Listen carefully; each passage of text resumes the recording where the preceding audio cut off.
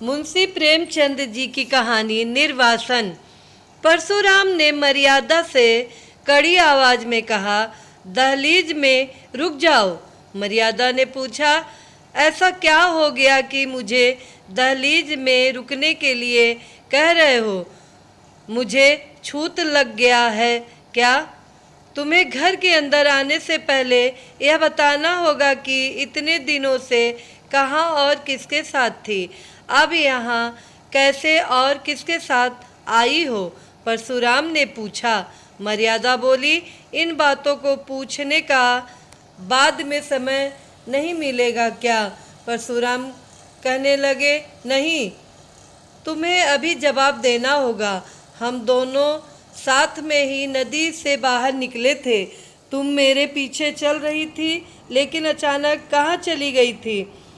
दुखी आवाज में मर्यादा बोलने लगी, आपने देखा नहीं था कि वहाँ अचानक नागा पंथ के साधुओं का हुजूम आ गया था। सारे लोग इधर उधर दौड़ रहे थे। तभी मुझे धक्का लगा और मैं न जाने किस दिशा में चली गई। जैसे ही थोड़ी भीड़ कम होने लगी, मैंने आपको खूब पुकारा।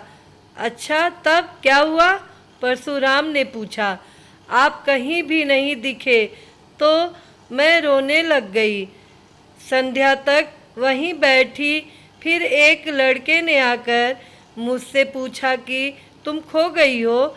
मैंने जैसे ही हाँ कहा तो उसने मुझसे घर का पता और पति का नाम पूछकर एक डायरी में लिख लिया। फिर मुझे कहा कि तुम्हें घर तक हम पहुंचा देंगे, बस तुम अभी मेरे साथ चलो। मेरे पास कोई रास्ता भी नहीं था तो मैं उसके साथ चल दी। परशुराम ने एकदम पूछा, वो तुम्हें कहाँ ले गया और वो कौन था? मर्यादा बोली, वह एक समिति का सेवक था जो मुझे अपने कार्यालय लेकर गया था। वहाँ उनका अध्यक्ष और कई सारे स्वयं सेवक थे। उन्होंने मेरा पता एक रजिस्टर में लिखा और एक घर में भेज दिया जहाँ खोई हुई कई सारी महिलाएं थीं। परशुराम ने सवाल किया, तुमने उस अध्यक्ष से तभी क्यों नहीं कहा कि मुझे घर भेज दीजिए? मर्यादा ने कहा, मैंने कई बार उनसे मुझे घर पहुंचाने के लिए कहा, लेकिन वे बार बार यही कहते थे कि मेला खत्म होने के बाद वह सारी महिलाओं को एक साथ ही घर भेजने की व्यवस्था करेंगे। इसकी वजह पैसे और लोगों की कमी थी। मैंने उन्हें कहा कि मेरे गहने ले लीजिए और घर पहुंचा दीजिए। इन गहनों के अलावा भी मैं और ज़्यादा पैसे दे सकती हूँ, बस मुझे मेरे पति के पास तक पहुंचा दो। लेकिन उन्होंने मेरी एक ना सुनी और मुझे भी अन्य स्त्रियों के बारे में जब पता चला तो थोड़ा राहत मिल गई थी। परशुराम बोले, ठीक है, लेकिन तुमने मुझे तार क्यों नहीं लिखवाया? मर्यादा ने बताया कि मैं पूरी रात उन महिलाओं के साथ उसी कमरे में थी। अगले दिन मैंने सोचा कि जब यह लोग मुझे घर भेज ही देंगे तो तार की क्या ज़रूरत है। फिर परशुराम पूछने लगे, रात भर सारी महिलाएं एक ही कमरे में थीं तो कमरे में युवक भी आते जाते रहे होंगे। मर्यादा ने जवाब दिया, नहीं नहीं, केवल एक बार कोई युवक खाने के लिए पूछने आया था। जब सबने खाना खाने से मना कर दिया तो वह लौट गया। उसके बाद एक महिला के पेट में दर्द उठा था तो अध्यक्ष साहब 2-3 बार दवा पिलाने कमरे में आए थे। झट से परशुराम ने कहा, देखो अब निकली ना असली बात। मैं इन लोगों को खूब अच्छे से जानता हूँ।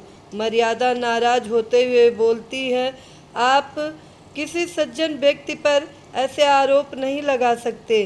वह मेरे पिताजी के उम्र के थे।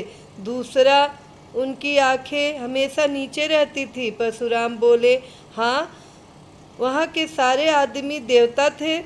तुम यह बताओ कि अगले दिन क्या हुआ? मर्यादा ने कहा, अगले दिन भी मैं वहीं रही। दिन के समय एक स्वयं सेवक हम सभी महिलाओं को कई पवित्र स्थल ले गए। लौटकर सबने खाना खाया। परशुराम ने पूछा, तुम वहाँ महिलाओं के साथ आनंद लेती रही? मेला तो अगले दिन ही खत्म हो गया होगा ना? खाना खाने के बाद तो गाना बजाना भी हुआ होगा। मर्यादा ने बताया, नहीं, गाना बजाना तो नहीं हुआ, लेकिन सारी महिलाएं अपने दुख के बारे में बात करती रहीं। शाम को मेला उठा तो उसके बाद दो सेवक सारी महिलाओं को स्टेशन लेकर गए। परशुराम बोले, तुम तो यहाँ 7वें दिन आई हो और वह भी अकेली ही। मर्यादा बोली, हाँ, स्टेशन में कुछ दुर्घटना हो गई थी जिस वजह से देरी हो गई। परशुराम ने कहा, क्या हुआ था? मर्यादा ने बताया कि जैसे ही वह सेवक टिकट लेने गया तो एक आदमी ने कहा कि गोपीनाथ धर्मशाला में एक इंसान ठहरा हुआ है जिसकी पत्नी खो गई है। उसने जैसा हुलिया बताया वह मुझसे मिलता था। उस आदमी ने मुझे देखकर कहा कि आप उनकी पत्नी जैसी लग रही हैं।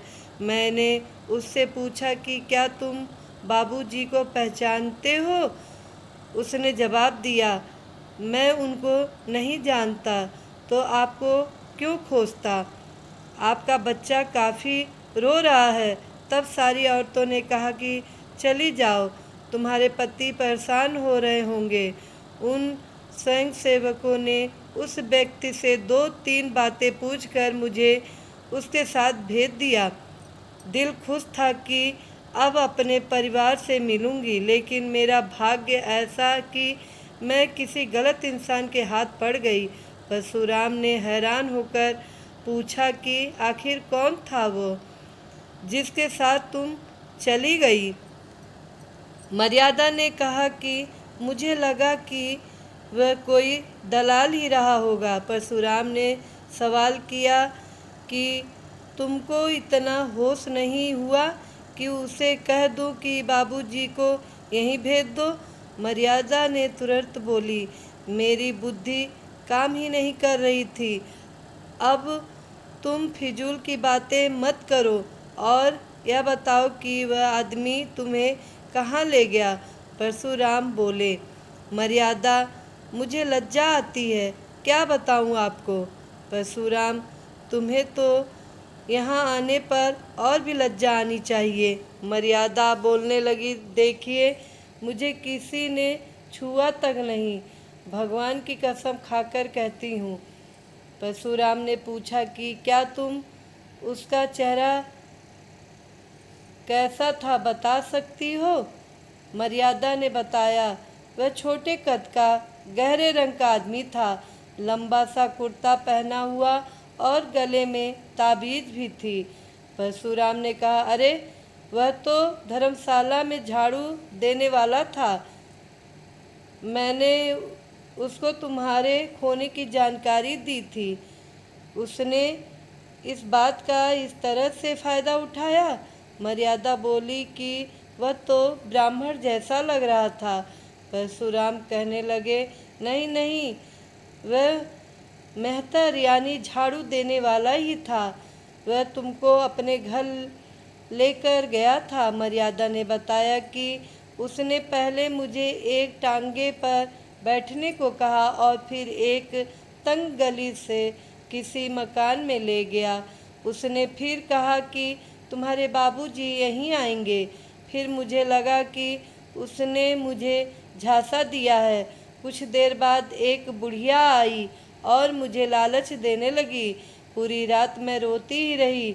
अगले दिन बुढ़िया ने कहा कि तुम रोकर मर भी जाओगी तो भी तुम्हारी मदद के लिए कोई नहीं आएगा। उस झाड़ू मारने वाले और बुढ़िया ने कहा कि तुम्हारा एक घर छूट गया है, अब हमारी बात मान लो तो तुम सोने से लज जाओगी। तभी मैंने स्वयं को ख़त्म करने का निर्णय ले लिया। परशुराम ने मर्यादा को रोकते हुए कहा कि ठीक है, मैंने मान लिया कि तुमने अपने सतीत्व को खत्म होने नहीं दिया, लेकिन मैं तुम्हें अपना नहीं सकता हूँ। मर्यादा ने कहा कि स्वामी, आप ऐसा मत कहिए। मैं आपकी वही पहले वाली पत्नी हूँ। मुझे किसी ने छुआ भी नहीं है। आपका ऐसा करना मेरे साथ अन्याय होगा। परशुराम ने कहा कि यह अन्याय नहीं बल्कि भगवान का खेल है। मैं 6 दिनों से यही सब सोच रहा हूँ। मुझे समाज की चिंता नहीं है, लेकिन तुम पर किसी दूसरे की नज़र पड़ी।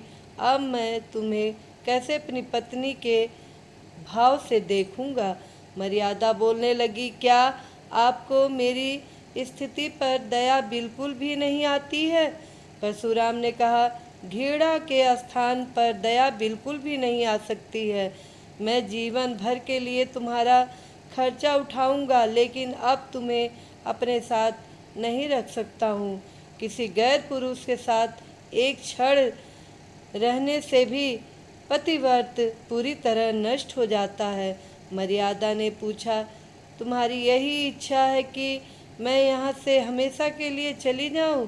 परशुराम ने कहा कि हाँ, मेरी अंतिम इच्छा यही है।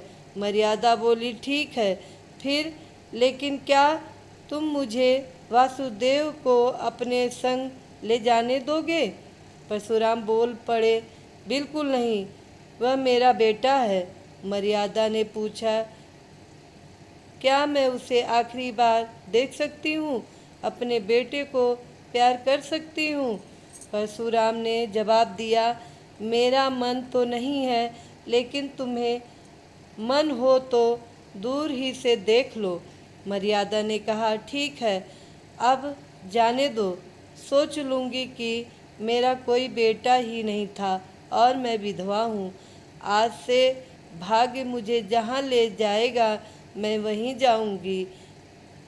कहानी से सीख, विपरीत परिस्थिति में किसी भी गैर पर यूं ही भरोसा नहीं कर लेना चाहिए।